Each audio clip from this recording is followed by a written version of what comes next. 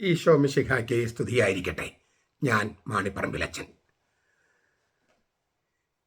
വിനയത്തിൻ്റെ എളിമയുടെ പാഠമാണ് കാലുകഴുകൽ എന്ന് പാട്ടിലൊക്കെ ഉണ്ട്. എന്നാൽ അതിനേക്കാൾ വളരെ അഗാധമായ പൊരുളുകളുള്ള ഒരു സംഭവമാണ് കാലുകഴുകൽ. അതുകൊണ്ട് തന്നെ അതിൻ്റെ വിവിധ വശങ്ങൾ നമ്മളിന്ന് ചർച്ച ചെയ്യുകയാണ്. 4 കാര്യങ്ങളാണ് ഞാൻ ഇന്ന് പറയുന്നത്. അതിനേക്കാൾ കൂടുതൽ ആശയങ്ങളുണ്ട്. പക്ഷേ ഈ 4 കാര്യങ്ങൾ പറയുമ്പോൾ തന്നെ വലിയ വീഡിയോ ആയി പോകും എന്നുള്ള ഒരു സംഗതി ഉള്ളതുകൊണ്ട് ഞാൻ 4-ൽ നിർത്തുകയാണ്. ഞാൻ ഈ പറയുന്ന വീഡിയോ കേട്ടിട്ടാണ് നിങ്ങൾ പള്ളിയിലെ തിരുക്കർമ്മങ്ങൾക്കൊക്കെ പോകുന്നതെങ്കിൽ അവിടെ ഉണ്ടാകുന്ന ആ ഇരിപ്പിട സംവിധാനം ഞാൻ പറയുന്നത് പോലെ ചെയ്താൽ കാര്യങ്ങൾ ബൈബിളിലുള്ളതുപോലെ ചെയ്യാനായിട്ട് കുറച്ചുകൂടി സാധിക്കും. അത് പക്ഷേ നിങ്ങളും വികാരേച്ചനും എല്ലാവരും അതിനകത്ത് ഒത്തു വന്നാലേ അത് നടക്കുകയുള്ളൂ. ഇന്നലെ ഞാൻ പറഞ്ഞ കാര്യങ്ങൾ വളരെ ചുരുക്കമായിട്ടൊന്ന് സംഗ്രഹിക്കുകയാണ്. യോഹന്നാൻ്റെ സുവിശേഷം അവതരിപ്പിക്കുന്നത് പോലെ യേശു യഹൂദ പെസഹയുടെ തലേദിവസം മരിച്ചുവെന്നും അതിനാൽ യഹൂദ പെസഹയല്ല, അതിൻ്റെ എല്ലാ ഘടകങ്ങളും ഉപയോഗിച്ചിട്ടല്ല അവൻ ആ അന്ത്യത്താഴം ഭക്ഷിച്ചതെന്നും അതിനാൽ തന്നെ പുളിപ്പില്ലാത്ത അപ്പം അവൻ ഉപയോഗിച്ചുവെന്ന് പറയുന്നത് മുഴുവൻ ശരിയല്ലെന്നും നാം ഇന്നലെ വളരെ വ്യക്തമായിട്ട് കണ്ടു. പുളിപ്പില്ലാത്ത അപ്പത്തിൻ്റെ തിരുനാൾ കഴിഞ്ഞ് പിറ്റേ ദിവസമാണ് പെസഹ വരുന്നതെന്ന സൂചന മർക്കോസിൻ്റെ സുവിശേഷത്തിലുള്ള കാര്യവും നമ്മൾ സൂചിപ്പിച്ചു. പൗരസ്ത്യരെ മൽക്ക എന്ന പുളിപ്പ് ഉപയോഗിച്ച് ബുക്ര എന്ന് പറയുന്ന അപ്പം, കുർബാനയ്ക്ക് ഉപയോഗിക്കുന്ന ഓസ്തി ഉണ്ടാക്കുന്ന ആ സംഭവത്തിലേക്കും അല്ലെങ്കിൽ ആ പാരമ്പര്യത്തിലേക്കും നമ്മൾ കൈചൂണ്ടി. കാരണം യേശു ആസ്വദിച്ചത് അവൻ പുതുതായി സ്ഥാപിച്ച പെസഹയാണ്, യഹൂദ പെസഹയല്ല. മിശിഹായുടെ പെസഹയാണ്, യഹൂദ പെസഹയല്ല. ഇതൊക്കെ നമ്മൾ ഇന്നലെ കണ്ടു. അതുകൊണ്ടാണ് യഹൂദ പെസഹയുടെ കുഞ്ഞാടിന് പകരം, ആ കുഞ്ഞാട് അവിടെ ഇല്ല, പെസഹയുടെ മുഖ്യ ഘടകമായ കുഞ്ഞാടിനെ കുറിച്ച് അവിടെ പറഞ്ഞിട്ടില്ല.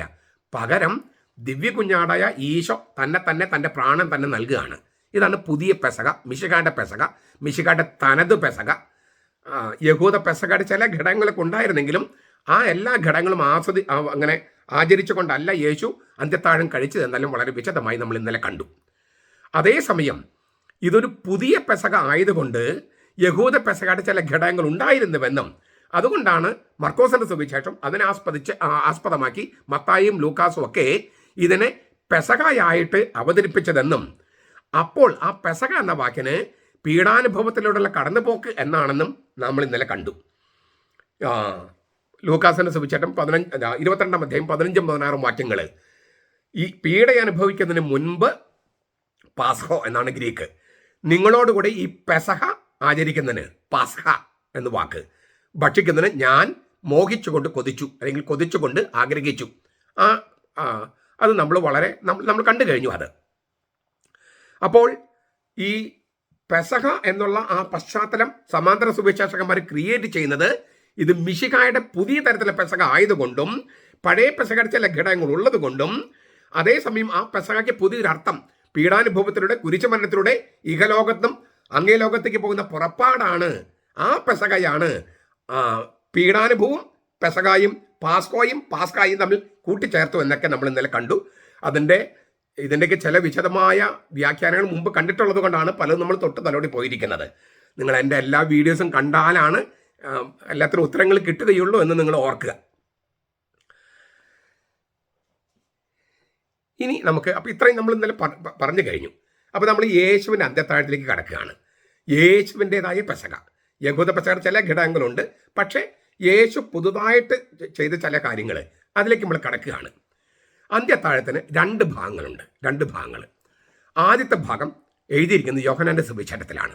രണ്ടാമത്തെ ഭാഗം എഴുതിയിരിക്കുന്നത് സമാന്തര സുവിശേഷങ്ങളിൽ. മത്തായി, മർക്കോസ്, ലൂക്കാസ്, ആ 3 സുവിശേഷകന്മാരെയാണ് സമാന്തര സുവിശേഷകന്മാർ എന്ന് പറയുന്നത്. രണ്ടാമത്തെ ഭാഗത്തുള്ളത് വിശുദ്ധ കുർബാനയുടെ സ്ഥാപനവുമായിട്ട് ബന്ധപ്പെട്ട കാര്യങ്ങളാണ്. ആദ്യത്തെ ഭാഗം എഴുതിയിരിക്കുന്നത് യോഹന്നാൻ്റെ സുവിശേഷത്തിലാണ്. അത് യോഹന്നാൻ്റെ സുവിശേഷം 13-ാം അധ്യായം തുടങ്ങി 17 വരെയാണ്. 13-ാം അധ്യായത്തിൽ കാലുകഴുകൽ ശുശ്രൂഷ, 14-ലും 16-ലും പരിശുദ്ധാത്മാവിനെ കുറിച്ചുള്ള വാഗ്ദാനം, 15-ല് ഈ മാമോദിസ എന്ന് പറയുന്ന ആ മഹാസംഭവത്തിലൂടെ നാം യേശുവിൻ്റെ ശാഖിയായിട്ട് സാക്ഷാൽ മുന്തിരിച്ചെടിയായ സാക്ഷാൽ മനുഷ്യനായ ആത്മാവിൻ്റെ മനുഷ്യനായ സ്വർഗത്തുള്ള മനുഷ്യനായ അവൻ്റെ ശാഖയായി തീരുന്നത് എങ്ങനെയെന്നുള്ള പ്രബോധനമാണ് 15-ാമത്തെ അധ്യായത്തിൽ നമ്മൾ നമുക്ക് മനസ്സിലാകും. 17-ാമത്തെ അധ്യായത്തിൽ മഹാപുരോഹിത പ്രാർത്ഥനയാണ്. അപ്പോൾ ഇതുമായിട്ട് ബന്ധപ്പെട്ടാണ് നമ്മൾ ഈ ആദ്യത്തെ ഭാഗമാണ് നമ്മളിന്ന് പഠിക്കുന്നത്. നമ്മൾ ഇന്നത്തെ സുവിശേഷ വായന നോക്കിയാലും യോഹന്നാന്റെ സുവിശേഷം 13-ാം അധ്യായത്തിൽ നിന്നും പിന്നെ സമാന്തര സുവിശേഷങ്ങളെ പാഠം 2 സുവിശേഷം ഇങ്ങനെ 2 പാഠമാണ്. അത് നടുക്കാണ് കാലുകഴുകൽ ശുശ്രൂഷ ചിലപ്പോൾ നടത്തുന്നത്. അപ്പോൾ ഈ 2 ഭാഗങ്ങളുണ്ട്.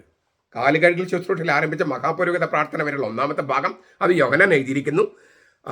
മറ്റേത് വിശുദ്ധ കുർബാനയുടെ സ്ഥാപനം സമാന്തര സുവിശേഷകം വരെ എഴുതിയിരിക്കുന്നു. ഈ യോഹന്നാൻ സുവിശേഷം 13-ാം അധ്യായത്തിലാണ് അന്ത്യത്താഴത്തിൻ്റെ ആദ്യ ഭാഗം 1-ാമത്തെ ഭാഗം അവതരിപ്പിച്ചിരിക്കുന്നത്. അത് മനസ്സിലാക്കണമെങ്കിൽ എങ്ങനെയാണ് അന്ത്യത്താഴത്തിൽ അവർ ഇരുന്നത് എന്ന് വ്യക്തമായിട്ട് മനസ്സിലാക്കണം. ഞാൻ മുമ്പ് 2 വീഡിയോസിലും മറ്റും പറഞ്ഞിട്ടുണ്ട്.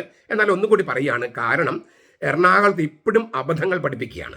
എറണാകുളത്ത് മാത്രമല്ല, എറണാകുളത്ത് അന്ധമായി അനുകരിക്കുന്ന ഇരിങ്ങാലക്കുടയും തൃശ്ശൂരും അതുപോലെ സ്ഥലങ്ങളിലൊക്കെ ഈ പറഞ്ഞ അബദ്ധങ്ങൾ പിന്നെയും പഠിപ്പിക്കുക. ഒരു അബദ്ധം ഞാൻ ഇന്നലെ പറഞ്ഞു. ഈ ലിയനാർഡോ ദാവിഞ്ചി ഒരു ഗൂഢോദ്ദേശത്തോടു കൂടി ചെയ്ത പെയിന്റിങ്ങിനെ ആസ്പദമാക്കിയിട്ടാണ് ജനാഭിമുഖ കുർബാന വേണമെന്ന് ഇവർ വാദിക്കുന്നത്. 15-ാം നൂറ്റാണ്ടിലുണ്ടായ പെയിന്റിംഗ് ആണ്, തിരുവചനമല്ല അവർ അടിസ്ഥാനമാക്കുന്നത്. ഈ എറണാകുളത്തെ അബദ്ധവും പാഷാണ്ഡതയും ശീഷ്മയിലേക്ക് നയിക്കുന്ന പാഷാണ്ഡതയും അതിനെ അന്ധമായിട്ട് പിന്തുണയ്ക്കുന്ന ഇരിങ്ങാലക്കുട തൃശ്ശൂർ സൈഡിലെ ആളുകൾ, പ്രത്യേകിച്ചും വൈദികര്, അവരുടെ തെറ്റ് തിരുത്താനുള്ള ഒരു മാർഗം കൂടിയായിട്ടാണ് ഞാൻ ഈ ചരിത്രം, തിരുവചനത്തിന് അടിസ്ഥാനത്തിൽ ചരിത്രം അവതരിപ്പിക്കുന്നത്. അപ്പോൾ അന്ത്യത്താഴത്തിൽ അവരിരുന്ന വിധം ഒന്നാമതായിട്ട് ഓർക്കേണ്ടത്, ഇപ്പം നമ്മൾ ഇരിക്കുന്ന പോലെ ബെഞ്ചിലോ കസേരയിലോ ഒന്നും അല്ല അക്കാലത്ത് ഇരുന്നത്. പ്രത്യേകിച്ചും തിരുനാൾ ദിവസം നിലത്താണ് ഇരിക്കുക. നിലത്ത് ബെഡ് ഇട്ടിട്ടോ കുഷൻ ഇട്ടിട്ടോ ഇരിക്കും. ഇരിക്കുകയല്ല, ചാഞ്ഞ് കിടക്കുകയാണ്. നമ്മൾ ചാരികസാര എന്ന് പറയില്ലേ, എന്ന് പറഞ്ഞ പോലെ നിലത്ത് ഇരുന്നിട്ട് അത് കുഷീനൊക്കെ ഇട്ടിട്ട് ഒരു തലേണ വെച്ചിട്ട് ഈ ഇടത്തെ കൈയിലേക്ക് ഇങ്ങനെ ചാരി കിടക്കുകയാണ്. വലത്തെ കൈ ഫ്രീ ആണ് ഭക്ഷണം കഴിക്കാൻ. അപ്പം നിലത്താണ് ഇരിക്കുന്നത്. നിലത്ത്, അതാണ് ഒന്നാമത് ഓർക്കേണ്ടത്. നമ്മൾ കുർബാനയിൽ നിലത്ത് ഇരിക്കുന്നില്ല, ചാരി കിടക്കുന്നില്ല. കാരണം അന്ത്യത്താഴത്തിൻ്റെ ഓർമ്മയല്ല അത്. ഞാൻ ഇന്ന് 3 വീഡിയോസ് ചെയ്യുന്നുണ്ട്. 4-ാമത്തെ കാസയെക്കുറിച്ചുള്ളൊരു വീഡിയോ ഉണ്ട്, അതുകൂടി നിങ്ങളൊന്ന് കേൾക്കണമെന്ന് ഞാൻ അഭ്യർത്ഥിക്കുകയാണ്. നമ്മൾ ചെയ്യുന്നത് തിരുവുത്ഥാനത്തിൽ ഉയർപ്പിക്കപ്പെട്ട കർത്താവ്, ആ കർത്താവുമായുള്ള കൂടിക്കാഴ്ചയാണ് വിശുദ്ധ കുർബാന. ഉത്തിതനുമായുള്ള കൂടിക്കാഴ്ചയാണ് വിശുദ്ധ കുർബാന. അതുകൊണ്ട് നമ്മൾ എഴുന്നേറ്റ് നിൽക്കണേ. ലത്തീൻ സഭയിലാണെങ്കിലും എല്ലാ സഭയിലും എഴുന്നേറ്റ് നിൽക്കുകയാണ്. അതുപോലെ തന്നെ കർത്താവിന് പൊതിഞ്ഞ ഒരു തുണി, പിന്നെ കർത്താവിൻ്റെ മുഖം മറച്ച തൂവാല, ഇതൊക്കെ നമുക്ക് ബലിപീഠത്തിലുണ്ട്. അപ്പോൾ കർത്താവിൻ്റെ കബറിടത്തിൽ, ആ കബറിടത്തിലാണ് കർത്താവ് ഉയർത്തെഴുന്നേറ്റത്. ആ കബറിടത്തിൻ്റെ ഓർമ്മയാണ് ഈ ബലിപീഠം എന്ന് പറയുന്നത്. അങ്ങനെയല്ലേ വിശുദ്ധീകരണത്തിന് ബലിപീഠമേ സ്വസ്തി, ഞങ്ങൾ കർത്താവിൻ്റെ കബറിടമേ സ്വസ്തി എന്നാണ് അച്ഛൻ സ്വകാര്യമായിട്ട് പ്രാർത്ഥിച്ച് വന്ദനം പറഞ്ഞ് ബലിപീഠത്തിന് ഇറങ്ങിപ്പോകുന്നത്. അപ്പോൾ ആ കബറിടത്തിൽ നിന്നാണ് അവൻ ഉയർത്തെഴുന്നേറ്റത്. അവിടെ 2 തുണികൾ അവൻ അവശേഷിപ്പിച്ചു. അതൊക്കെയാണ് ഇപ്പോഴും ബലിപീഠത്തിൽ നമ്മൾ കാണുന്നത്. ചുരുക്കത്തിൽ കർത്താവ് നിലത്ത് ചാരി കിടന്ന് ഈ ഇടത്ത കൈയിൽ തലയിങ്ങനെ വെച്ച്, ഞാനിപ്പോൾ നിങ്ങൾ വീഡിയോ കാണുമ്പോൾ വലത്തെ കൈയായിട്ട് തോന്നും, ഞാൻ എൻ്റെ ഇടത്ത കൈയാണ് ഉപയോഗിക്കുന്നത്. അത് ഞാൻ മൊബൈൽ ഫോണിൽ നോക്കിയിട്ട് റെക്കോർഡ് ചെയ്യുന്നത് കൊണ്ടാണ്. ഇടത്ത കൈ മനസ്സിലാക്കുമ്പോൾ ഞാനിപ്പോൾ ഇങ്ങനെ വെച്ചാൽ ഇപ്പോൾ എൻ്റെ കൂടെ വലത്തെ കൈ ആയതുകൊണ്ടാണ് ഞാൻ വെക്കാത്തത്. ഇടത്ത കൈയിൽ, കർത്താവിൻ്റെ ഇടത്ത കയ്യിൽ ഇങ്ങനെ തല ഇങ്ങനെ വെച്ച് അങ്ങനെയാണ് കർത്താവ് ചാരിക്കിടന്നാണ്. നിലത്ത് ഇരുന്നത് കൊണ്ട് പൊക്കം കുറഞ്ഞ മേശയാണ് ഉപയോഗിക്കുക. നമ്മളിപ്പം എഴുന്നേറ്റ് നിൽക്കുമ്പോൾ ബലിപീഠം വലുതാണ്, ഉയരം കൂടിയതാണ്. മറ്റ് നിലത്തിരിക്കുന്നതുകൊണ്ട് പൊക്കം കുറഞ്ഞ മേശയാണ്. 3 മേശ ഉണ്ടായിരുന്നു, ഒരു മേശയല്ല 3 മേശ. ഇങ്ങനെ ഇതിന് ട്രിക്ലിനിയും എന്നാണ് ലത്തീനിൽ പറയുക. ട്രിക്ലിനിയും എന്ന് വെച്ചാൽ 3 മേശ, നടുവിലെ മേശ, വശങ്ങളിൽ 2 മേശ. ഇത് വളരെ പ്രധാനപ്പെട്ടതാണ്. പ്രത്യേകിച്ച് ഒരു കത്തോലിക്ക പള്ളിയിൽ ഇത് വളരെ പ്രധാനപ്പെട്ടതാണ്. അപ്പോൾ ഇത് നിങ്ങൾ എപ്പോഴും മനസ്സിലോർക്കണം. ഇതിൽ കർത്താവ് ഇരുന്നത് നടുവിലെ മേശയിൽ നടുക്കല്ല. ഇതാണ് ഈ എറണാകുളത്തെ അബദ്ധം എന്ന് ഞാൻ പറഞ്ഞത്. അവർ വിചാരിക്കുന്നത് ഒറ്റ മേശ ഉണ്ടായിരുന്നു വെള്ളുമെന്നും അതിൻ്റെ നടുക്ക് കർത്താവ് ഉടൻ ജനാഭിമുഖം വരെ നിന്നുവെന്നാണ് എറണാകുളത്തെ വിമതരും ഇരിങ്ങാലക്കുടയും തൃശ്ശൂരുമുള്ള പല വൈദികരും വിചാരിക്കുന്നത്. അതാണ് അവർക്ക് പറഞ്ഞ തെറ്റ് എന്ന് ഞാൻ പറഞ്ഞത്. കർത്താവ് ഇരുന്നത് ഇവിടെ, ഞാൻ എഴുതി JC എന്നാണ്, ജീസസ് ക്രൈസ്റ്റ്. കർത്താവ് ഇരുന്നത് ഇവിടെയാണ്, ഈ അറ്റത്ത്. കർത്താവിൻ്റെ ഇടത്ത വശത്ത്, ഇവിടെ ചാരി കിടക്കുകയാണ് കർത്താവ്. ഇടത്ത വശത്ത് യൂദാസ്, വലത്ത് വശത്ത് യേശു സ്നേഹിച്ച ശിഷ്യൻ യോഹന്നാൻ. അപ്പം ഇങ്ങനെയാണ് കർത്താവ് ഇരിക്കുന്നത്. എന്തുകൊണ്ടാണ് കർത്താവ് ഇവിടെ ഇരിക്കുന്നത്? ഇവിടെയാണ് ആതിഥേയൻ്റെ സ്ഥലം. ആതിഥേയൻ ഇരിക്കേണ്ടത് ഇവിടെയാണ്. അതുകൊണ്ടാണ് ആതിഥേയൻ ഇവിടെ ഇരിക്കുന്നത്. അല്ലാതെ ഇവിടെ ഇരുന്ന് ജനാഭിമുഖമായിട്ട് ചെയ്യല്ല. ഈ പത്രോസ് ഇരിക്കുന്നത് ഈ അറ്റത്താണ്, ഈ മൂലയിൽ. ഇതുകൊണ്ടാണ് പത്രോസിന് യേശുവിന് നേരിട്ട് സംസാരിക്കാൻ പറ്റാതെ വന്നത്. ഇല്ലേ, നിങ്ങളിലെല്ലാം ഒറ്റിക്കൊടുക്കെന്ന് പറഞ്ഞപ്പോൾ പത്രോസ് യോഹന്നാനോട് കൈ കാണിച്ചു, ആംഗ്യം കാണിച്ച് ചോദിച്ചു യേശുവിനോട് ചോദിക്കുക. അങ്ങനെ യോഹന്നാൻ യേശുവിനോട് നെഞ്ചിലേക്ക് ചാരിക്കിടന്ന്, നിലത്ത് ഇരുന്ന് ഇങ്ങനെ ചാരിക്കിടക്കുമ്പോൾ മടിയിലിരുന്ന് നെഞ്ചിലേക്ക് ചാരിക്കിടക്കാൻ പറ്റും. നമ്മൾ ബെഞ്ചിലിരുന്നാൽ പറ്റുമോ? കസേരയിലിരുന്നാൽ പറ്റുമോ? പറ്റില്ല. അപ്പോൾ ഇവൻ യോഹന്നാൻ ഇവിടെ ഈ കർത്താവിൻ്റെ മടിയിലിരുന്ന് കർത്താവിൻ്റെ നെഞ്ചിലേക്ക് ചാരിക്കിടക്കുകയായിരുന്നു. കർത്താവ് യൂദാസിന്റെ നെഞ്ചിലേക്ക് ചാരിക്കിടക്കണം എന്ന് ഓർക്കണേ. എപ്പോഴാവില്ല, ചില സമയത്ത്. അപ്പോൾ യോഹന്നാൻ നെഞ്ചിലേക്ക് ചാരിക്കിടന്ന് ഈശോയോട് ചോദിച്ചു, ആരാണ്? അപ്പോൾ യേശു എന്താ പറഞ്ഞത്? എന്നോടൊപ്പം കൈമുക്കുന്നവൻ എന്നെ ഒറ്റിക്കൊടുക്കും. ഞാൻ ആർക്കാണ് അപ്പക്കഷ്ണം മുക്കി കൊടുക്കുന്നുവോ അവൻ എന്നെ ഒറ്റിക്കൊടുക്കും. അപ്പോൾ യൂദാസ് അടുത്ത വശത്തിരിക്കണ്ട, അല്ലാണ്ട് എവിടെ ഇരിക്കുക? കർത്താവിനോടൊപ്പം ഈ കൈമുക്കും, ഈ സോസിൽ കൈമുക്കാൻ, പാത്രത്തിൽ കൈമുക്കാൻ. അപ്പം നമുക്ക് മറ്റൊരു കാര്യം കൊണ്ട് മനസ്സിലാക്കുകയാണ്, എന്നോടൊപ്പം എൻ്റെ ഏറ്റവും അടുത്ത സ്നേഹിതനാണ്, എന്നോടൊപ്പം ഒരേ പാത്രത്തിൽ ഭക്ഷണം കഴിച്ചവനാണ് എനിക്കെതിരെ കുതികാല് ഉയർത്തിയത്, എന്നെ ചവിട്ടി മറിച്ചിടാൻ. കർത്താവ് പറഞ്ഞത് യൂദാസിനെ കുറിച്ച് പറഞ്ഞത്. ഇപ്പം നമ്മൾ ഓരോരുത്തരെ കുറിച്ചും കർത്താവിനത് പറയാനുണ്ടാകും നമ്മൾ പാപം ചെയ്യുമ്പോൾ. അത് യൂദാസിനെ കുറിച്ചുള്ളത് നമ്മൾ ഓരോരുത്തരെ കുറിച്ചുമാണ്. ഞാനാണോ എന്ന് 12 പേരും ചോദിച്ചു. എന്ന് വെച്ചാൽ അവർക്കെല്ലാം കർത്താവിന് ഒറ്റിക്കൊടുക്കാനുള്ള താല്പര്യമൊക്കെ ഉണ്ടായിരുന്നു. അവർ ആ ഒറ്റിക്കൊടുത്ത പ്രവൃത്തിയിലേക്ക് എത്തിയില്ലെന്നേ ഉള്ളൂ. കാരണം അവർക്കൊക്കെ പ്രയാസം ഉണ്ടായിരുന്നു. ഞാൻ ഒറ്റിക്കൊടുത്ത് പോകുമ്പോൾ എന്നൊരു പേടി അവർക്കെല്ലാവർക്കും ഉണ്ടായിരുന്നു. അതുകൊണ്ടാണ് അത് ഞാനാണോ ചോദിച്ചത്. പക്ഷെ അവരെല്ലാം ചോദിച്ചപ്പോൾ കർത്താവെ അത് ഞാനാണോ എന്ന് ചോദിച്ചത്. യൂദാസ് മാത്രം ചോദിച്ചു, റബ്ബി അത് ഞാനാണോ? അവന് കർത്താവല്ല. യൂദാസിന് ഈശോ കർത്താവല്ല. നമ്മുടെ യഹോവ സാക്ഷികൾക്ക് ഈശോ കർത്താവല്ല. അവർ യൂദാസിനെ പോലെ റബ്ബി എന്ന് വിളിക്കാൻ അവർക്ക് ആഗ്രഹമുള്ളൂ. ഇത് അക്കാലത്തും ഇക്കാലത്തും ഒക്കെ ഇത് സംഭവിച്ചുകൊണ്ടിരിക്കുകയാണ്. അപ്പം നമുക്ക് ഈ ഇരിപ്പിട സംവിധാനം എപ്പോഴും മനസ്സിലോർക്കണം. പത്രോസ് ഇവിടെ ഇരിക്കുന്നതിന് കാരണം ഇവിടെയാണ് സേവകൻ്റെ, പരിചാരകൻ്റെ സ്ഥലം. നിങ്ങളിൽ വലിയവനാകാൻ ആഗ്രഹിക്കുന്ന നിങ്ങൾ പരിചാരകനായിരിക്കണമെന്നാണ് കർത്താവ് പഠിപ്പിച്ചത്. പത്രോസാണ് നേതാവ്, പത്രോസാണ് അവരിൽ ഒന്നാമൻ. അതുകൊണ്ട് ഏറ്റവും അവസാനത്തെ സ്ഥാനം ഇരിക്കുക. ഈ സാധാരണഗതിയിൽ പരിചാരകൻ്റെ ജോലിയാണ് മറ്റെല്ലാവരുടെയും കാലുകൾ കഴുകുക. അതുകൊണ്ടാണ് പത്രോസ് ആകെ ഇങ്ങനെ ഞെട്ടിത്തെരിച്ചിരിക്കുന്നത്, കർത്താവ് കാല് കഴുകുന്നു താൻ കഴുകുന്നതിന് പകരം. അതേസമയം തിരുനാൾ അവസരങ്ങളിൽ കുടുംബനാഥൻ മറ്റുള്ളവർ കാലുകൾ കഴുകാറുണ്ട്. അങ്ങനെ ഒരു പാരമ്പര്യമുണ്ട് പൗരസ്ത്യ ദേശത്ത്. അപ്പം ഇത്രയും നമുക്കറിയാമെങ്കിൽ നമുക്ക് ഇതിൻ്റെ ഞാൻ പറഞ്ഞ 4 അർത്ഥങ്ങൾ പറയാമെന്ന് പറഞ്ഞു. ആ ഒന്നാമത്തെ അർത്ഥം പറയാം. സ്വർഗം നിങ്ങൾക്ക് അല്ലേ, സ്വർഗത്തിൽ ധാരാളം മുറികളുണ്ട്, നിങ്ങൾക്കുള്ള മുറി ഒരുക്കാൻ ഞാൻ പോകുന്നു എന്നൊക്കെയാണ് കർത്താവ് പറഞ്ഞത്. അപ്പോൾ സ്വർഗത്തിൻ്റെ ആതിഥേയനാണ് ഈശോ മിശിഹ. അവൻ അവിടേക്കുള്ള അതിഥികളായ സ്ലീഹന്മാരെ 12 പേരെ അവിടെ ഉള്ളെന്ന് മർക്കോസ് എഴുതിയിട്ടുണ്ട്, ലൂക്കാസ് എഴുതിയിട്ടുണ്ട്, മത്തായി എഴുതിയിട്ടുണ്ട്. അപ്പോൾ 12 പേര് ഈ കർത്താവിന് കൂടെ ഉള്ളൂ. അപ്പോൾ 13 പേര് മൊത്തം. അപ്പോൾ ഈ ഇരിക്കുന്നത് ഇവിടെ നമ്മൾ കണ്ടു കഴിഞ്ഞു. 3 പേര് ഇവിടെ, 2 പേര് കൂടി ഇവിടെ, അല്ലെങ്കിൽ 4 പേര് ഇവിടെ, 4 പേര് ഇവിടെ, അങ്ങനെയൊക്കെ ആയിരിക്കാം. അപ്പോൾ 3 ഇവിടെ 4 4 8 8 5 13 അങ്ങനെയാണ് ആൾക്കാർ ഇരിക്കുന്നത്. ഈ 13 വളരെ പ്രധാനപ്പെട്ടതാണ്. ഈ വീഡിയോ കണ്ടിട്ട് നിങ്ങൾ നമ്മുടെ കുടുംബത്തിലെ പെസഹായാചരണത്തെക്കുറിച്ച് ഞാൻ ഒരു ക്ലാസ് ഇന്ന് പറയുന്നുണ്ട്, അത് മുന്നിൽ കേൾക്കുക. നമ്മളിത് പള്ളിയിൽ ചെയ്യുന്ന കാര്യം കൂടാണ്ട് വീട്ടിലുള്ള നമ്മുടെ നസ്രാണി കുടുംബങ്ങളിൽ വീട്ടിൽ ചെയ്യുന്നൊരു കാര്യമുണ്ട്. അപ്പോൾ അതുകൂടി നിങ്ങൾ മറ്റൊരു വീഡിയോയിൽ ഞാൻ പറയുന്നുണ്ട്. അവിടെ ഈ 13 എന്ന സംഖ്യ വളരെ പ്രധാനപ്പെട്ടതാണ്. അപ്പോൾ അത് ഓർത്തിരിക്കണം. അപ്പോൾ ഈശോ സ്വർഗത്തിൻ്റെ ആതിഥേയൻ എന്ന നിലയിൽ എഴുന്നേറ്റ് ശിഷ്യന്മാരുടെ കാൽപാദങ്ങൾ കഴുകുകയാണ്. അവരെ അവൻ്റെ വീട്ടിലേക്ക്, സ്വർഗം എന്ന അവൻ്റെ വീട്ടിലേക്ക് ക്ഷണിക്കുകയാണ്. ഇതാണ് ഒന്നാമത്തെ അർത്ഥം. ഒന്നാമത്തെ അർത്ഥം എന്ന് പറയുന്നത് സ്വർഗത്തിൻ്റെ ആതിഥേയനായ ഹോസ്റ്റായ ഈശോ മിശിഹ, ഹോസ്റ്റ്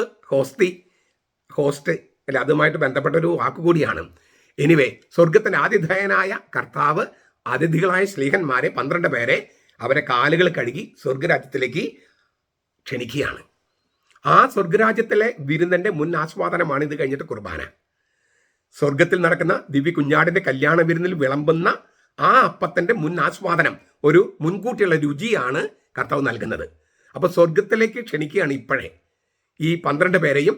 12 പേരെ കയ്യൊപ്പിലൂടെ മെത്രാന്മാരെ വാഴിക്കപ്പെടുന്നവരെയും പുരോഹിതനെ വാഴിക്കപ്പെടുന്നവരെയും പിന്നെ കൂദാശകൾ സ്വീകരിച്ച ക്രിസ്ത്യാനികളാകുന്നവരെയൊക്കെ. ഇതാണ് അതിൻ്റെ ഒന്നാമത്തെ അർത്ഥം, കാല് കഴുകാണ്ട്. സ്വർഗത്തിൻ്റെ ആതിഥേയൻ എന്ന നിലയിൽ ഈശോ കാലുകൾ കഴുകുന്നു അതിഥികളുടെ. രണ്ടാമത്തെ അർത്ഥം, പഴയ നിയമത്തിൽ മോശെ അഹറോനെ മഹാപുരോഹിതനായി വാഴിക്കുന്നതിന് മുമ്പ് കഴുകിയിരുന്നു. ഇങ്ങനെ മഹാപുരോഹിതൻ വാഴിക്കുന്നതിന് മുമ്പ് മോശ കഴുകിയിരുന്നു. ഇവിടെ 13-ാമത്തെ അധ്യായത്താണ് ഈ കാല് കഴുകൽ. 17-ാമത്തെ അധ്യായം മഹാപുരോഹിത പ്രാർത്ഥനയാണ് നമ്മൾ കണ്ടു കഴിഞ്ഞു.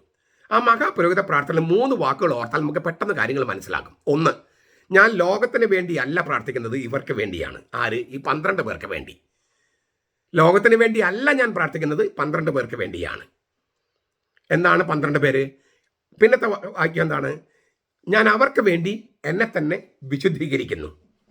നമ്മളെ ഞെട്ടിപ്പിക്കുന്നൊരു വാക്കാണത്. യോഹന്നാൻ സുവിശേഷം 17:17. കർത്താവിൽ എന്തത്ര വിശുദ്ധീകരിക്കാൻ കിടക്കണേ? ഹഗിയാറ്റ്സോ എന്നാണ് ഗ്രീക്കിൽ. സെറ്റപ്പാട്ട് എന്നാണ് ശരിക്കും അർത്ഥം. അതൊരു പുരോഹിത വാക്കാണ്, പുരോഹിത വാക്ക്. അതായത് വിശുദ്ധീകരിക്കുക എന്ന് പറയുന്നത് മലിനമായവയിൽ നിന്നും അശുദ്ധമായവയിൽ നിന്നും വേർതിരിക്കപ്പെട്ടവനെന്നാണ്. പുതിയ നിയമത്തിൻ്റെ, പുതിയ ഉടമ്പടിയുടെ ഏക മഹാപുരോഹിതനാണ് ഈശോ മിശിഹ. ആ മഹാപുരോഹിതനായി ഞാൻ എന്നെ തന്നെ മാറ്റി നിർത്തുന്നു എന്നാണ് അതിൻ്റെ അർത്ഥം. അവർക്ക് വേണ്ടി മഹാപുരോഹിതനായി ഞാൻ എന്നെ തന്നെ മാറ്റി നിർത്തിയിരിക്കുന്നു.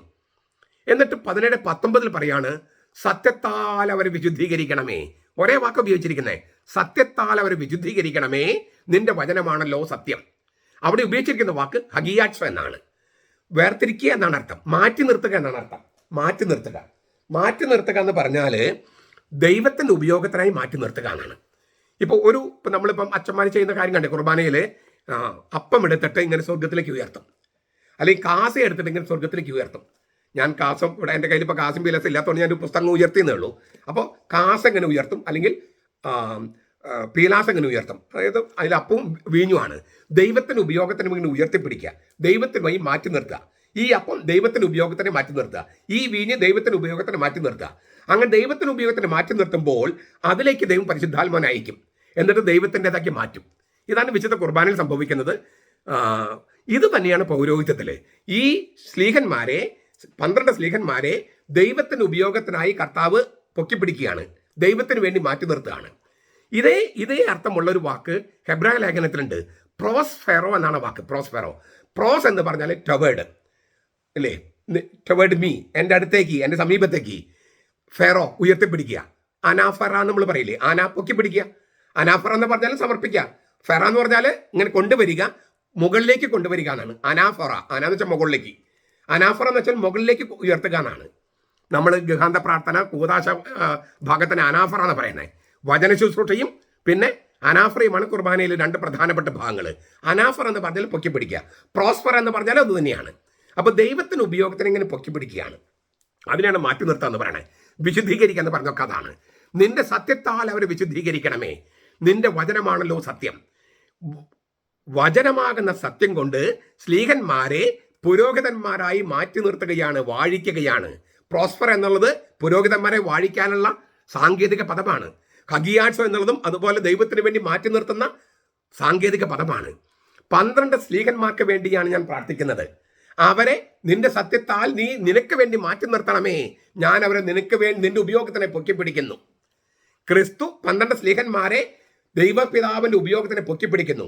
എന്നിട്ട് ഏക പുരോഹിതനായ തൻ്റെ പൗരോഹിത്യത്തിൻ്റെ ആത്മാവ് അവരിലേക്ക് നിക്ഷേപിക്കുന്നു. ഇതുകൊണ്ടാണ് ഇപ്പം നമ്മൾ ലത്തീൻ സഭയിലാണെങ്കിൽ സമാധാനം നിങ്ങളോട് കൂടെ എന്ന് പറയുമ്പോൾ അങ്ങയോടും അങ്ങയുടെ ആത്മാവോടും കൂടെ എന്ന് പറയാം. അങ്ങയോടും അങ്ങയുടെ ആത്മാവോടും കൂടെ. ആ ആത്മാവെന്ന് പറയുന്നത് നമ്മൾ ശരീരം ആത്മാവെന്ന് പറഞ്ഞ ആത്മാവല്ല. ആ ആത്മാവെന്ന് പറഞ്ഞത് പൗരോഹിത്യത്തിൻ്റെ ആത്മാവാണ്.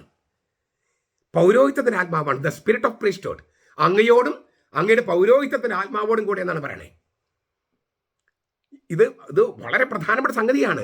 പുരോഹിതൻ അവിടെ നിൽക്കുന്നത് യേശുവിൻ്റെ പൗരോഹിത്യത്തിൻ്റെ ആത്മാവ് അവരിൽ ഉള്ളത് കൊണ്ടാണ്, അല്ലാതെ അവരുടെ മേന്മ കൊണ്ടൊന്നുമല്ല.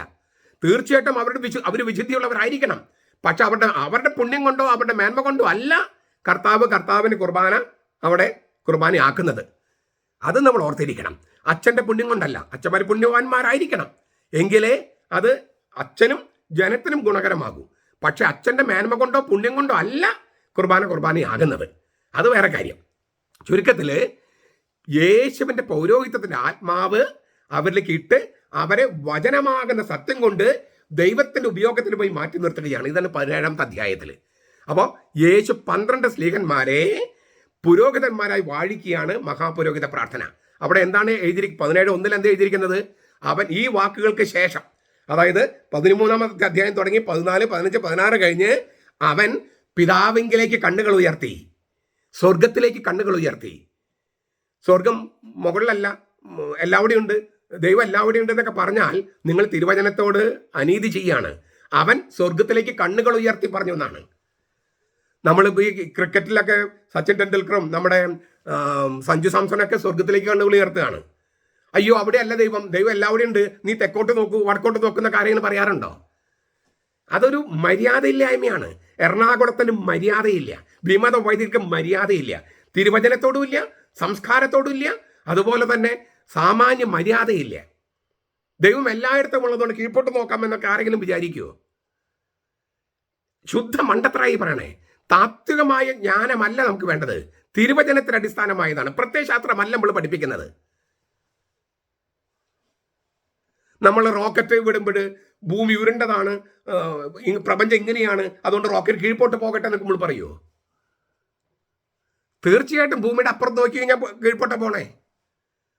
നമ്മളിപ്പം അമേരിക്കൻ നോക്കിയാൽ ഹിമാലയം അങ്ങനെ ഇരിക്കുക, അടിയിലേക്കല്ലേ വളർച്ച, മുകളിലേക്കല്ലല്ലോ. അമേരിക്കൻ നോക്കുമ്പോൾ കീഴ്പോട്ടാണ്. അമേരിക്കൻ നോക്കി നമ്മുടെ നാട്ടിലൊക്കെയുള്ള ഈ ഇത് എടുത്തു നോക്കിയേ, മരങ്ങൾ വേര് മുകളിലും താഴേക്കല്ലേ ബ്രാഞ്ചസ് അല്ലേ? ഭൂമിയിൽ വേര് ഭൂമിയിലല്ലേ? അപ്പൊ അവിടെ നോക്കുമ്പോൾ ഇങ്ങനെ ഈ ഗോളത്തിന്റെ വേര് മുകളിലും താഴോട്ടാണ് ബ്രാഞ്ച്. അപ്പൊ ഇത് ഇങ്ങനെയുള്ള ഒരുപാട് കാര്യങ്ങളുണ്ട്. അപ്പൊ പ്രപഞ്ചം ഈ സമയത്തിന് അതീതമായും കാലദേശങ്ങൾക്ക് അതീതമായും ചിന്തിക്കാതെ തിരുവചനവും മനസ്സിലാകില്ല, ബൈബിളും മനസ്സിലാകില്ല. ശാസ്ത്രം എന്ന് പറയുന്നത് ഈ പ്രപഞ്ചത്തെക്കുറിച്ചുള്ള അനേകം വ്യാഖ്യാനങ്ങൾ ഒന്ന് മാത്രമാണ്. അതും വ്യാഖ്യാനമാണ്, മുഴുവൻ സത്യമല്ല. മാറിക്കൊണ്ടിരിക്കുകയല്ലേ എന്നും വ്യാഖ്യാനം. അപ്പൊ അതുകൊണ്ട് ശാസ്ത്രം അനുസരിച്ച് എന്ന് പറഞ്ഞാൽ ഏത് ശാസ്ത്രം അനുസരിച്ച്? എന്നത്തെ ശാസ്ത്രം അനുസരിച്ച്? നാളെ വാക്ക് മാറില്ലെന്ന് ഉറപ്പുണ്ടോ? ഇന്നത്തെ ശാസ്ത്രമല്ലേ പറയണേ. അപ്പൊ ശാസ്ത്രം എന്ന് പറയുന്നത് പ്രപഞ്ചത്തെക്കുറിച്ചുള്ള അനേകം വ്യാഖ്യാനങ്ങൾ ഒന്ന് മാത്രമാണെന്ന് തിരിച്ചറിയുക. അതല്ല ഏക വ്യാഖ്യാനം. അതാണ് ആദ്യം തിരിച്ചറിയേണ്ടത്. പിന്നെ ഞാൻ ഈ പറഞ്ഞ കാര്യങ്ങളൊക്കെ ഒന്ന് കണക്കിലെടുത്ത് നോക്കിയാൽ അപ്പൊ ശാസ്ത്രം തന്നെ തെറ്റായിട്ട് വരില്ലേ? ഇല്ലേ? ഹിമാലയത്തിൽ ഉയർന്നു പോകുക എന്ന് പറഞ്ഞാൽ അമേരിക്ക നോക്കുകയാണെങ്കിൽ ഹിമാലയത്തിലേക്ക് ഇറങ്ങി പോവുകയാണ്. അങ്ങനെയല്ലേ? അപ്പൊ ചുരുക്കത്തില് ഈ ശാസ്ത്രത്തോട് ചേരില്ല എന്നൊന്നും ഒരിക്കലും പറയരുത്. അത് വിവരമില്ലാത്തവരുടെ കാര്യമാണ്. ഒരല്പം ശാസ്ത്രം അറിയും, ബാക്കിയൊന്നും അറിയില്ല. അതും കേട്ടുകേൾവിയുള്ള അറിവുകളേ ഉള്ളൂ, ആഴത്തിലേക്ക് പോയിട്ടില്ല. അതുകൊണ്ടാണ് ഇത്തരം ഈ മണ്ടത്തരങ്ങളൊക്കെ വിളിച്ചു പറയുന്നത്. എനിവേ, ഞാൻ അത് പറഞ്ഞു വന്നത് ഈ ഒരു ഡൈഗ്രഷൻ പറഞ്ഞു പോയത്, ഇങ്ങനെ ചില കാര്യങ്ങൾ പറയുമ്പോൾ ഇത് എങ്ങനെ ശാസ്ത്രത്തോട് യോജിപ്പിക്കും എന്നൊക്കെ ചില ചോദിക്കും. ശാസ്ത്രം, ഞാൻ ആവർത്തിക്കുകയാണ്, ശാസ്ത്രം അനേകം വ്യാഖ്യാനങ്ങൾ ഒന്നും മാത്രമാണ്. നമ്മൾ വിചാരിക്കുന്നത് ഈ പ്രപഞ്ചത്തിനും കാലദേശങ്ങൾക്ക് അതീതമായ ഒരു സത്യത്തെക്കുറിച്ചാണ് നമ്മൾ ചർച്ച ചെയ്യണേ. അതിന് വെറും ഭൗതിക ശാസ്ത്രത്തിലേക്ക് ചുരുക്കി അതിൻ്റെ വില കളയരുത്. അപ്പോൾ ഈശോ, ഏക പുരോഹിതനായ ഈശോ, അവൻ്റെ ആത്മാവ്, പൗരോഹിത്യത്തിൻ്റെ ആത്മാവ് ഈ 12 സ്ലീഹന്മാരിലിട്ട് അവരെ ദൈവപിതാവിൻ്റെ ഉപയോഗത്തിനെ പൊക്കിപ്പിടിക്കുകയും അതിനെയാണ് സത്യം കൊണ്ട് അവർ വിശുദ്ധീകരിക്കണമെന്ന് പറയുന്നത്. അവരിലേക്ക് ദൈവപിതാവ് റൂഹായെ അയച്ച് അവരെ പുരോഹിതന്മാരി വാഴിക്കുകയുമാണ് 17-ാമത്തെ അധ്യായത്തിൽ. അതിനു മുൻപ് മോശെ അഹ്റോനെ കഴുകി വിശുദ്ധീകരിച്ച് വാഴിച്ചതുപോലെ, പുരോഹിതന്മാർ വാഴിക്കുന്നതിന് മുൻപ് കഴുകിയതുപോലെ, മഹാപുരോഹിതനായ ഏകപുരോഹിതനായ ക്രിസ്തു അപ്പസ്തോലന്മാരെ പുരോഹിതന്മാരെ വാഴിക്കാൻ വേണ്ടി കഴുകുന്നതാണ് ഈ കാല് കഴുകൽ. അതാണ് 2-ാമത്തെ അർത്ഥം. അപ്പം നമുക്ക് ആ മഹാപുരോഹിത പ്രാർത്ഥന പല വാക്കുകളുടെ അർത്ഥം നമുക്ക് കിട്ടിക്കഴിഞ്ഞു. ഞാൻ ലോകത്തിന് വേണ്ടിയല്ല, ഇവർക്ക് വേണ്ടിയാണ് പ്രാർത്ഥിക്കുന്നത്, ഐക്യത്തിന് വേണ്ടിയാണ്, പുരോഹിതന്മാരുടെ ഐക്യത്തിന് വേണ്ടി. പുരോഹിതന്മാരുടെ ഐക്യമില്ലായ്മയാണ് സീറോ മലബാർ സഭയിലെ ഏറ്റവും വലിയ ശാപം. പുരോഹിതന്മാരുടെ ഐക്യമില്ലായ്മ, അത് മെത്രാന്മാർക്ക് ഐക്യമില്ലാത്തത് കൊണ്ട്. അതായത് സീറോ മലബാർ സഭയ്ക്ക് 60ഓളം മെത്രാന്മാരുണ്ടെങ്കിൽ 48 പേരും ഈ സീറോ മലബാർ സഭയ്ക്ക് എതിരാണ്. 60ഓളം മെത്രാന്മാർ സീറോ മലബാർ സഭയ്ക്കുണ്ടെങ്കിൽ 48 പേരും ഈ സഭയ്ക്ക് വേണ്ടിയല്ല നിൽക്കുന്നത്, മറ്റെന്തിനോ വേണ്ടിയാണ്. അതുകൊണ്ടാണ് ഈ സഭയിൽ ഐക്യമില്ലാത്തത്, ആർക്കും ചെണ്ട കൊട്ടാവുന്ന തരത്തിലായി മാറുന്നത്. ഞാനിങ്ങനെ പറയേണ്ടി വരുന്നത് പോലും അതുകൊണ്ടാണ്. പക്ഷെ കർത്താവ് അതിനുവേണ്ടി പ്രാർത്ഥിച്ചത്, ഈ ഐക്യത്തിന് വേണ്ടി. ആ പ്രാർത്ഥനയുടെ ചൈതന്യം ഉൾക്കൊള്ളാൻ മെത്രാന്മാർക്കും വൈദികർക്കും എന്ന് കഴിയുന്നുവോ അന്ന് നമ്മുടെ സഭയുടെ ഉയർത്തെഴുന്നേൽപ്പുണ്ടാകും. പക്ഷേ അവർക്ക് ഐക്യമില്ല എന്നുള്ള കാര്യം ജനങ്ങൾ തിരിച്ചറിയുകയും ജനങ്ങൾ ഐക്യമുണ്ടാകാൻ വേണ്ടി ശ്രമിക്കുകയും ചെയ്യുന്നു. അതൊരു ഗംഭീരമായ ചുവടുവെപ്പാണ്. ദൈവജനമാണ് സഭ എന്ന് 2-ാം വത്തിക്കാൻ സുനോദോസ് പറഞ്ഞത് സീറോ മലബാർ സഭയുടെ കാര്യത്തിലെങ്കിലും ശരിയായിക്കൊണ്ടിരിക്കുകയാണ്. കാരണം വൈദികർക്കും മെത്രാന്മാർക്കും അറിവില്ലാത്തവരും ജനങ്ങൾക്ക് അറിവുള്ളവരുമായിട്ട് മാറിയിരിക്കുന്നു. ഒരു വിപ്ലവം തന്നെ സംഭവിച്ചിരിക്കുന്നു. ഞാൻ ഈ വീഡിയോ ചെയ്യുന്നത് പോലും അങ്ങനെയുള്ള അൽമായർക്കും പിന്നെ കുറച്ച് വൈദികരുണ്ട്, ഇത് കേൾക്കുന്ന സ്ഥിരമായി കേൾക്കുന്ന കുറേ വൈദികരുണ്ട്, അവരെയും ഉദ്ദേശിച്ചാണ്. അപ്പോൾ 12 പേരെ പുരോഹിതന്മാരായി വാഴിക്കാൻ വേണ്ടിയുള്ള ഒരുക്കമായിട്ട് അവരെ കഴുകുകയാണ്. മോശെ അഹറോനെ കഴുകി മഹാപുരോഹിതനായി വാഴിച്ചതുപോലെ. രണ്ടാമത്തെ അർത്ഥം. മൂന്നാമത്തെ അർത്ഥം പത്രോസുമായ സംഭാഷണത്തിൽ വെളിപ്പെടുത്തിയിട്ടുണ്ട്. ഞാൻ പറഞ്ഞല്ലോ, പത്രോസ് ആകെ ഷോക്കഡായിട്ട് ഇരിക്കുകയാണ്. കർത്താവ് ഈ അത്താഴത്തിനിടയിൽ എഴുന്നേറ്റ് മേലേക്ക് മാറ്റി ഒരു തുവർത്ത് എന്നിട്ട് ഒരു ബേസിൻ്റെ വെള്ളവും എടുത്തിട്ട് യൂദാസിൻ്റെ കാൽക്കൽ ആദ്യമായിരുന്നു. പിന്നെ ഇങ്ങനെ കഴുകി പത്രോസിൻ്റെ അടുത്ത് എത്തുകയാണ്. പത്രോസ് എല്ലാവരും ഞെട്ടിത്തെറിച്ചിരിക്കുകയാണ്, പത്രോസ് പ്രത്യേകിച്ച്. കാരണം പത്രോസിൻ്റെ കടമയായിരുന്നു വാസ്തവത്തിൽ കഴുകേണ്ടത്. അതിന് പകരം ഗുരുവാണ് കഴുകണേ. പത്രോസിൻ്റെ അടുത്തെത്തിയപ്പോൾ പത്രോസ് പറഞ്ഞു, എൻ്റെ കാല് കഴുകാൻ ഞാൻ നിന്നെ അനുവദിക്കില്ല. കർത്താവിനെ അറിയാം, അവൻ്റെ ഷോക്കൊക്കെ കർത്താവിനെ അറിയാം. അപ്പോൾ കർത്താവ് പറഞ്ഞു, നിനക്കിപ്പോൾ മനസ്സിലാകില്ല, പിന്നീട് മനസ്സിലാകും. ഇപ്പോൾ മനസ്സിലാകില്ല, പിന്നീട് മനസ്സിലാകും. പത്രോസത്തെ നീ എന്ത് പറഞ്ഞിട്ട് കാര്യമില്ല, എൻ്റെ കാല് കഴുകാൻ നിന്നെ ഞാൻ അനുവദിക്കില്ല. അപ്പോൾ കർത്താവ് പറഞ്ഞു, വളരെ പ്ലെയിനായിട്ട് പറഞ്ഞു, ഞാൻ നിന്റെ കാല് കഴുകാൻ നീ എന്നെ അനുവദിക്കുന്നില്ലെങ്കിൽ നിനക്ക് എന്നോട് കൂടെ പങ്കില്ല. പങ്ക് എന്നാണ് നമ്മൾ ഇരിക്കുന്നത്. പങ്കാളി, ഓഹരി എന്നൊക്കെ അർത്ഥം. അതിൻ്റെ ഗ്രീക്ക് വാക്ക് മേറോസ് എന്നാണ്, ഹീബ്രു ഹെലേക്ക് എന്നാണ്. രണ്ടും ഒരു സാങ്കേതിക അർത്ഥമാണ്. പാട്രിമണി അല്ലെങ്കിൽ ഇൻഹെറിറ്റൻസ് എന്നാണ് അതിൻ്റെ അർത്ഥം. എന്ന് വെച്ചാൽ നമുക്ക് കിട്ടുന്ന പിതൃസ്വത്ത് പരമ്പരാഗതമായി അപ്പനിൽ നിന്ന് മക്കളിലേക്ക് കൈമാറി കിട്ടുന്ന പിതൃസ്വത്തിൻ്റെ ഓഹരി എന്നാണ് അർത്ഥം.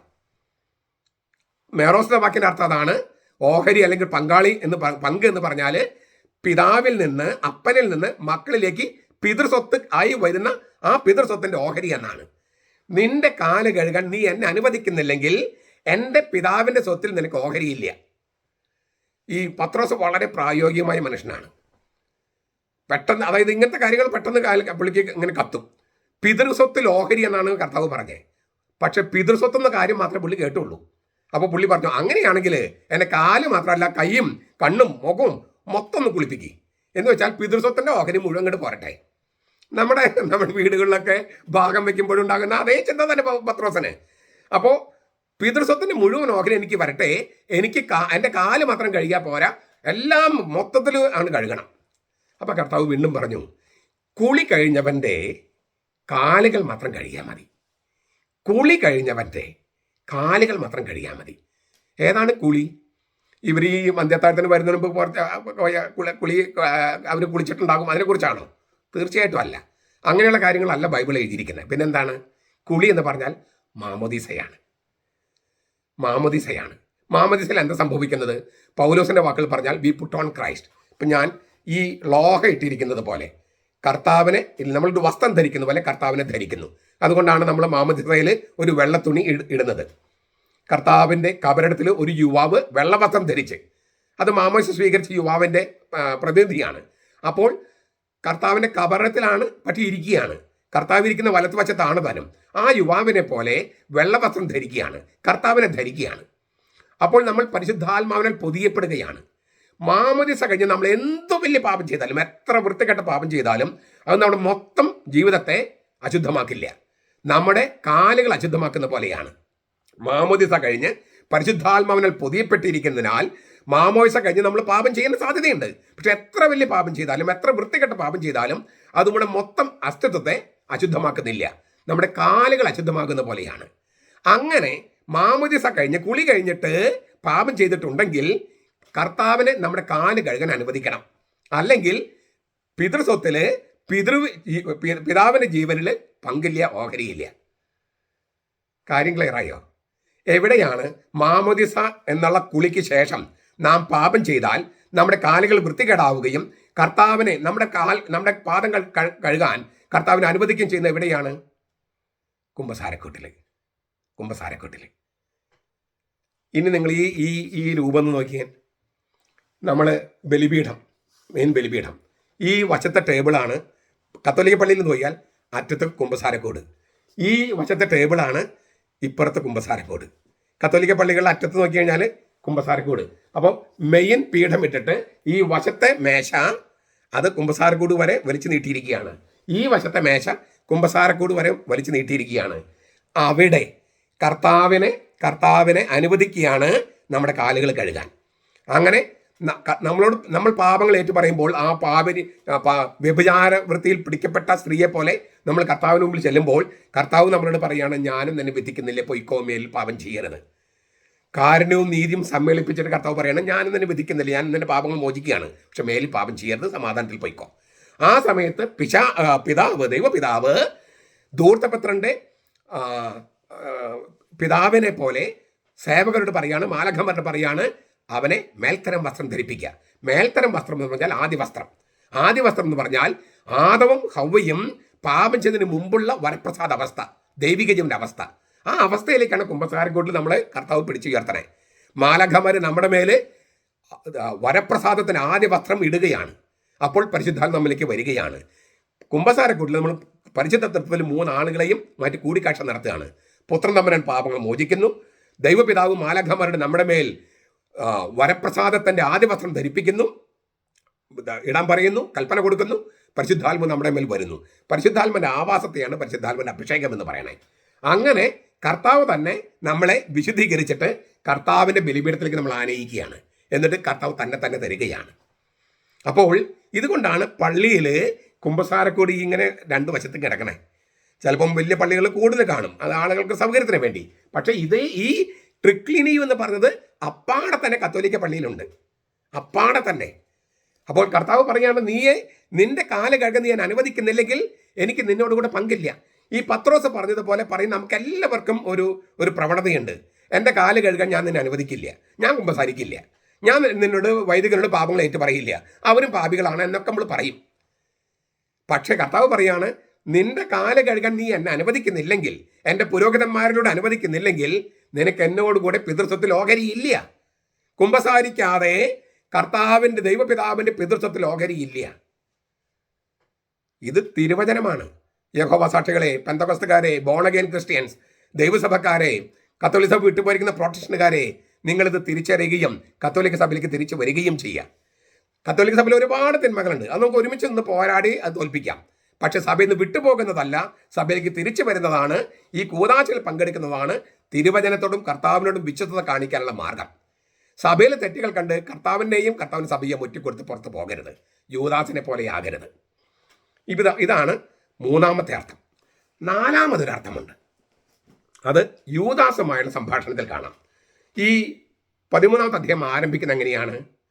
അവൻ തനിക്ക് സ്വന്തമായുള്ളവരെ അറിഞ്ഞു, അവൻ അവരെ സ്നേഹിച്ചു, അവസാനം വരെ സ്നേഹിച്ചു. അപ്പോൾ ശിമിയോന്റെ മകനായ യൂദാസ്കേർത്തയുടെ മനസ്സിൽ യേശുവിന് ഒറ്റിക്കൊടുക്കാൻ തോന്നിച്ചു. ഇങ്ങനെയാണ് പറഞ്ഞു പോകണേ. അവൻ തനിക്കുമായുള്ളവരെ അറിഞ്ഞു, അവൻ സ്നേഹിച്ചു, സ്നേഹത്തിന് അറ്റം വരെ സ്നേഹിച്ചു. അപ്പോൾ ശിമിയോന്റെ മകനായ യൂദാസ്കേർത്തയുടെ മനസ്സിൽ യേശുവിനെ ഒറ്റിക്കൊടുക്കാൻ തോന്നിച്ചു. അത് മനസ്സിലാക്കണമെങ്കിൽ, ഈ വചനം മനസ്സിലാക്കണമെങ്കിൽ ഏകദേശം 2 കൊല്ലം മുമ്പ് നടന്ന ഒരു സംഗതി കൂടി ഓർക്കണം. ജീവന്റെ അപ്പത്തെക്കുറിച്ചുള്ള പ്രഭാഷണം. അത് അപ്പം വർദ്ധിപ്പിച്ച് കഴിഞ്ഞിട്ട് ജീവന്റെ അപ്പത്തെക്കുറിച്ചുള്ള പ്രഭാഷണം കഫർനാഹൂമിലെ സിനഗോഗിൽ വെച്ചിട്ട്. അതെങ്ങനെ അവസാനിച്ചത്? യോഹന്നാന്റെ സുവിശേഷം 6:70-71. നിങ്ങൾ 12 പേരെ ഞാൻ തെരഞ്ഞെടുത്തില്ലേ, നിങ്ങളിൽ ഒരുവൻ പിശാചാണ്. അതായത് ഇത് അവിടെ എഴുതിയിട്ടുണ്ട്, 71ാമത്തെ വാക്യത്തിൽ എഴുതിയിട്ടുണ്ട് യൂദാസിനെ കുറിച്ചാണ്. അതായത് ജീവന്റെ അപ്പം എന്ന് പറഞ്ഞാൽ 2 കാര്യങ്ങളാണ്. ഒന്ന് തിരുവചനം, മറ്റൊന്ന് കുർബാന. ഇത് സ്വീകരിക്കാൻ യൂദാസിന് മനസ്സില്ല. കുർബാനയെക്കുറിച്ചുള്ള പ്രബോധനം, അത് സ്വീകരിക്കാൻ യൂദാസിന് മനസ്സില്ല. അപ്പൊ യൂദാസും കർത്താവും തമ്മിൽ അവിടെ തെറ്റിപ്പിരിഞ്ഞു. ആ തെറ്റിപ്പിരിന്റെ അവസാനത്തിലാണ് കർത്താവ് പറയുന്നത്, നിങ്ങൾ 12 പേരെ ഞാൻ തെരഞ്ഞെടുത്തില്ലേ, നിങ്ങൾ ഒരുവൻ പിശാചാണ്. അന്ന് മുതൽ, അതായത് കുർബാന എന്ന ജീവന്റെ അപ്പം സ്വീകരിക്കാൻ തയ്യാറല്ലാത്ത യൂദാസ് അന്ന് കർത്താവുമായിട്ട് തെറ്റിപ്പിരിഞ്ഞു. കർത്താവ് അവനെ പിശാച് എന്ന് വിളിച്ചു. സാത്താൻ എന്ന് പത്രോസിനെ വിളിച്ചതുപോലെ പിശാച് എന്ന് യൂദാസിനെ വിളിച്ചു. അന്ന് മുതൽ പത്രോസ് അതെല്ലാം അതിന് നല്ല സെൻസിലെടുത്തു. യൂദാസ് അന്ന് മുതൽ കർത്താവിനുള്ള വൈരാഗ്യത്തിലാണ് വളർന്നത്, ശത്രുതയിലാണ് വളർന്നത്. ആ ശത്രുതയും വൈരാഗ്യം മൂത്ത് ഇപ്പോൾ ഒറ്റിക്കൊടുക്കുന്ന തീരുമാനത്തിലേക്ക് എത്തി. അതാണ് 13ാമത്തെ അധ്യായത്തിൽ. 6ാമത്തെ അധ്യായത്തിൽ യൂദാസും കർത്താവും തമ്മിൽ തെറ്റിപ്പിരിഞ്ഞു. ജീവന്റെ അപ്പം എന്ന് പറയുന്നത് കുർബാനയാണ് എന്നുള്ള പ്രബോധനം സ്വീകരിക്കാൻ യൂദാസ് തയ്യാറല്ലാത്തത് കൊണ്ട്, മറ്റൊരു കാരണം നമ്മൾ അവിടെ കാണുന്നില്ല. നിങ്ങൾ 12 പേരെ തെരഞ്ഞെടുത്തിൽ നിങ്ങൾ ഒരുവൻ പിശാചാണെന്ന് യൂദാസിനെ കുറിച്ച് പറയാൻ മറ്റൊരു ന്യായവും നമ്മൾ അവിടെ കാണുന്നില്ല, ജീവന്റെ അപ്പത്തെക്കുറിച്ചുള്ള പ്രഭാഷണം അല്ലാതെ. അത് ജീവന്റെ അപ്പത്തെക്കുറിച്ചുള്ള പ്രഭാഷണം കുർബാനയെക്കുറിച്ചാണ്. അത് സ്വീകരിക്കാത്ത പെന്തക്കോസ്തുകാര്, യഹോവ സാക്ഷികൾ ദൈവസഭക്കാർ ഇവരെല്ലാം യൂദാസിനെ പോലെയാണ്. സോറി അങ്ങനെ പറയുന്നതിൽ, പക്ഷെ അങ്ങനെയാണ്. ഇത് ഉപേക്ഷിച്ച് പോയിരിക്കുന്ന പ്രൊട്ടക്ഷനുകാർ അങ്ങനെയാണ്. അവർ പത്രോസിനെ പോലെ മാനസാന്തരപ്പെട്ട് വരുന്നില്ലെങ്കിൽ യൂദാസിനെ പോലെ നാശത്തിൻ്റെ മക്കളാകും. Sorry to say that, but അതാണ് സത്യം. അങ്ങനെ പറയുന്നതിൽ നിങ്ങൾ വൈരാഗ്യം കൊണ്ടൊന്നല്ല ഞാൻ പറയണേ, സത്യം പറയാതിരിക്കുന്ന നിവൃത്തിയില്ലാത്തത് കൊണ്ടാണ്. ചുരുക്കത്തിൽ അന്ന് മുതൽ ജീവന്റെ അപ്പത്തെക്കുറിച്ചുള്ള പ്രഭാഷണം അത് കുർബാനയാണെന്നുള്ള സാഹചര്യം അംഗീകരിക്കാൻ പറ്റാതെ വന്നപ്പോൾ നീ പിശാചാണെന്ന് കർത്താവ് പറയുകയും അന്ന് അവർ തമ്മിൽ പിണങ്ങുകയും ചെയ്തു. 2 കൊല്ലത്തോളം കഴിഞ്ഞിട്ടാണ് കുർബാന സ്ഥാപിക്കുന്നത്. ജീവന്റെ അപ്പം ശരിക്കും കുർബാനയായിട്ട് സ്ഥാപിക്കുകയാണ്. അപ്പോൾ അവൻ്റെ വൈരാഗ്യം മൂത്ത് ഒറ്റിക്കൊടുക്കാൻ തോന്നിച്ചു. ഇങ്ങനെയാണ് 13-ാമത്തെ അധ്യായം തുടങ്ങണേ. അപ്പോൾ അവൻ എഴുന്നേറ്റു, ഇല്ലേ, അത്താഴത്തിനിടയിൽ അവൻ എഴുന്നേറ്റു, മേലങ്കി മാറ്റി, കുർബാനക്കുപ്പായി മാറ്റി എന്നാണ്. അതായത് ഇനി കുർബാന സ്ഥാപിക്കാൻ പോവുകയാണ്. 2-ാമത്തെ ഭാഗത്ത് ഞാൻ പറഞ്ഞല്ലോ, കുർബാന സ്ഥാപിക്കാൻ പോവുക. കുർബാന സ്ഥാപിക്കാൻ സമയത്തുണ്ടാകുന്ന ഒരു മനോഭാവം എന്താണ് കർത്താവ് പറഞ്ഞത്? മത്തായിയുടെ സുവിശേഷം 5:23-24. നീ നിന്റെ വഴിപാട് ബലിപീഠത്തെങ്കിൽ കൊണ്ടുവരുമ്പോൾ നിന്റെ സഹോദരന് നിന്നോട് എന്തെങ്കിലും വിരോധമുണ്ടെന്ന് അവിടെ വെച്ച് തോന്നിയാൽ, വിരോധം എന്ന വാക്ക് അവിടെ ഉപയോഗിച്ചിട്ടില്ല കേട്ടോ, നിന്റെ സഹോദരന് നിന്നോട് എന്തെങ്കിലും ഉണ്ടെന്ന് അവിടെ വെച്ച് ഓർമ്മ വന്നാൽ എന്നാണ്. വിരോധം എന്ന വാക്ക് അവിടെ ഇല്ല, നമ്മൾ ചേർക്കുന്നതാണ്. ആ ശരിക്കും തർജ്ജമ ചെയ്താൽ, നിന്റെ വഴിപാട് ബലിപീഠത്തെങ്കിൽ കൊണ്ടുവരുമ്പോൾ നിന്റെ സഹോദരന് നിന്നോട് എന്തെങ്കിലും ഉണ്ടെന്ന് അവിടെ വെച്ച് ഓർമ്മ വന്നാൽ, നിന്റെ വഴിപാട് അവിടെ ബലിപീഠത്തിന്റെ മുമ്പിൽ വെച്ചിട്ട് പോയി ആദ്യമേ സഹോദരനുമായി രമ്യതപ്പെടുക, പിന്നെ വന്ന് നിന്റെ വഴിപാട് കഴിക്കുക. കർത്താവ് അവൻ്റെ വഴിപാടായ ഈ കുർബാന സ്ഥാപിക്കാൻ പോകുകയാണ്. ആ കുർബാന സ്ഥാപനത്തെക്കുറിച്ച് ഞാൻ നേരത്തെ പറഞ്ഞു, ഒന്ന് ആവർത്തിക്കുകയാണ്. 4-ാമത്തെ കാസ എന്നതിനെക്കുറിച്ച് എൻ്റെ ഒരു വീഡിയോ കൂടി ഇന്നുണ്ട്, അതുകൂടി കേൾക്കണം. അപ്പോൾ നിങ്ങൾക്ക് പൂർണ്ണമായിട്ട് മനസ്സിലാകും. അപ്പോൾ കർത്താവ് കുർബാന സ്ഥാപിക്കാൻ പോകുകയാണ്, അവൻ്റെ വഴിപാട് ചെയ്യാൻ പോവുകയാണ്. അപ്പോഴാണ് ശിമിയോന്റെ മകനായ യൂദാസ്കർത്തയുടെ മനസ്സിൽ യേശുവിനെ ഒറ്റക്കൊടുക്കാൻ തോന്നിച്ചു. നിന്റെ സഹോദരന് നിന്നോട് എന്തെങ്കിലും ഉണ്ടെന്ന് ഓർമ്മ വന്നാൽ നിന്റെ വഴിപാട് അവിടെ ബലിപീഠത്തിന് മുമ്പിൽ വെക്കുക. കർത്താവ് എഴുന്നേൽക്കുകയാണ്, അവിടെ വെച്ചിട്ട് എഴുന്നേൽക്കുകയാണ്. യൂദാസിന്റെ കാൽക്ക് ചെന്നിരിക്കുകയാണ്. കുർബാന കുപ്പായം മാറ്റി, പ്രാർത്ഥന കുപ്പായം മാറ്റി, ഒരു തുവർത്തെടുത്ത് കൊടുത്ത് ബേസിനിൽ വെള്ളം വെച്ചിട്ടുണ്ട്, കൈ കഴുകാനുള്ള വെള്ളം. ആ വെള്ളവുമായിട്ട് യൂദാസിന്റെ കാൽക്കിലിരുന്ന് കർത്താവ് യൂദാസിന്റെ കാല് പിടിച്ച് മാപ്പ് ചോദിക്കുകയാണ്. ഞാൻ നിന്നെ പിശാചിന്ന് വിളിച്ചതൊക്കെ നീ മാനസാന്തരപ്പെടാൻ വേണ്ടിയാണ്. നീ അതൊന്നും വെച്ചിട്ട് ഇപ്പം എന്നെ ഒറ്റിക്കൊടുക്കരുത്. കുർബാന നീ അംഗീകരിക്കണം, കുർബാന സ്വീകരിക്കണം. ഞാൻ കുർബാന സ്ഥാപിക്കാൻ പോവുകയാണ്. നീ അതുകൊണ്ട് ഞാനുമായി രമ്യതപ്പെടണം എന്നുള്ള മാപ്പ് ചോദിക്കുന്ന കർമ്മമാണത്. കുരിശുഭരണത്തെക്കാൾ വേദനയാണത്, ഇല്ലേ? നിങ്ങൾക്കറിയാലോ ഒരാളെ ക്ഷമിക്കാൻ എന്തുമാത്രം പ്രയാസമുണ്ടെന്ന്, ഇല്ലേ? ചത്താലും ഞാൻ മിണ്ടില്ല എന്നൊക്കെ എത്രയോ പേരോട് പറഞ്ഞിട്ടുണ്ട്. ഇപ്പോഴും നടന്നുകൊണ്ടിരിക്കണം. ഇപ്പോഴും നമ്മൾ വൈരാഗ്യത്തിലല്ലേ നടക്കുന്നത്. ചത്താലും മിണ്ടില്ലെന്ന് പറഞ്ഞ് ആർക്കും നഷ്ടം. അപ്പോൾ കർത്താവിൻ്റെ മരണമാണ് വാസ്തുത അവിടെ നമ്മൾ കാണുന്നത്. നമ്മളെല്ലാവരെയും കർത്താവുമായിട്ട് ദൈവപിതാവുമായിട്ട് ഒന്നിപ്പിക്കാനുള്ള അവൻ്റെ ശ്രമമാണ്. നമ്മൾ ഓരോരുത്തരും കാൽക്കലവൻ ഇരിക്കുകയാണ്. കാരണം നമ്മളൊക്കെ യൂദാസന്മാരാണ്. കർത്താവ് കാല് പിടിച്ച് മാപ്പ് ചോദിക്കുകയാണ് യൂദാസിൻ്റെ. മറ്റുള്ളവരും ചോദിച്ചു, ഞങ്ങളാണോ ഒറ്റിക്കൊടുക്കുക. അപ്പോൾ അവർക്കൊക്കെ പ്രയാസമുണ്ട് കർത്താവിനോട്. ഒറ്റിക്കൊടുത്ത് പോകുമ്പോൾ എന്ന് പേടി അവർക്കുണ്ട്. അവരുടെയും കാല് കഴുകി. പിന്നെ ഞാൻ പറഞ്ഞു കഴിഞ്ഞു, അവരെ പുരോഹിതന്മാരായി വാഴിക്കാൻ വേണ്ടിയാണ്. അപ്പോൾ എന്തിനാണ് കർത്താവ് കാല് കഴുകിയെന്ന് മനസ്സിലായോ? ഇതാണ് ഇനി ഒരുപാട് കാര്യങ്ങളുണ്ട്. ആ സംഭാഷണവുമായിട്ട് ബന്ധപ്പെട്ട് ഓരോ വചനത്തിനും നമുക്ക് ഒരുപാട് അർത്ഥങ്ങളുണ്ട്. അപ്പോൾ അതിലേക്ക് നമ്മൾ പോകുന്നില്ല. അപ്പോൾ ഈ കാല് കഴുകൽ ശുശ്രൂഷയുടെ 4 ചക്രവാളങ്ങളാണ് ഞാനിപ്പോൾ ഈ പറഞ്ഞത്. ഇത് 4ഉം നമ്മളിപ്പോൾ ഇന്നത്തെ കർമ്മത്തിൽ നമ്മൾ കാണും. അതിൻ്റെ കൂട്ടത്തിൽ നമ്മൾ ഇതൊക്കെ ഒന്ന് പുനരുദ്ധരിക്കാനുള്ള ശ്രമങ്ങൾ ഉണ്ടായാൽ വളരെ നല്ലത്. അപ്പോൾ ഈ ജനാഭിമുഖം, പിന്നെ അതിൽ ഭ്രാന്ത് പിടിച്ച് ഇല്ലേ മുഖാമുഖം നിൽക്കണം. അവിടെയാണ് പുതിയ ശൈലി വന്നിരിക്കുന്നത്, പുതിയ നിമിത്തം ശൈലി വന്നിരിക്കുന്നത്. ഇങ്ങനെയുള്ള തെറ്റായ പ്രബോധനങ്ങൾ മുഴുവൻ നമുക്ക് തുടച്ചു നീട്ടാനുള്ള മാർഗം എന്താണ്? ശരിയായ വചനം പഠിക്കുക എന്നുള്ളതാണ്. അതിന് ഈ വീഡിയോ നിങ്ങൾ ഒരുപാട് ഉപകരിക്കുമെന്ന് ഞാൻ വിചാരിക്കുന്നു. അതുകൊണ്ട് ഈ വീഡിയോ ഇന്നത്തെ ദിവസം നിങ്ങൾ പള്ളിയിലൊക്കെ ഒരുപാട് സമയത്തൊക്കെ ഒന്ന് പോകുന്നുണ്ടാവായിരിക്കാം. പക്ഷേ ഈ വീഡിയോ ഒന്ന് കാണുകയും പറ്റാവുന്ന എല്ലാവർക്കും അത് അയച്ചു കൊടുക്കുകയും അവരുടെതെല്ലാം കാണാൻ പറയുകയും ഒന്ന് എഴുതിയെടുത്ത് നോട്ടൊക്കെ എടുത്ത് വെച്ച് കുട്ടികളെ പഠിപ്പിക്കാനും പറയണം. അത് ഈ പെസഹ വ്യാഴാഴ്ച കർത്താവിനോട് ചെയ്യുന്ന ഏറ്റവും വലിയ, നമ്മുടെ സഭയോട് ചെയ്യുന്ന ഏറ്റവും വലിയ പുണ്യപ്രവൃത്തികളിൽ ഒന്നായിരിക്കും. നമ്മുടെ കർത്താവ് ഈശോ മിശിഹായുടെ കൃപയും പിതാവായ ദൈവത്തിൻ്റെ സ്നേഹവും പരിശുദ്ധാത്മാവിൻ്റെ സഹവാസവും നാം എല്ലാവരോടും കൂടി ഉണ്ടായിരിക്കട്ടെ, ഇപ്പോഴും എപ്പോഴും എന്നേക്കും. ആമേൻ.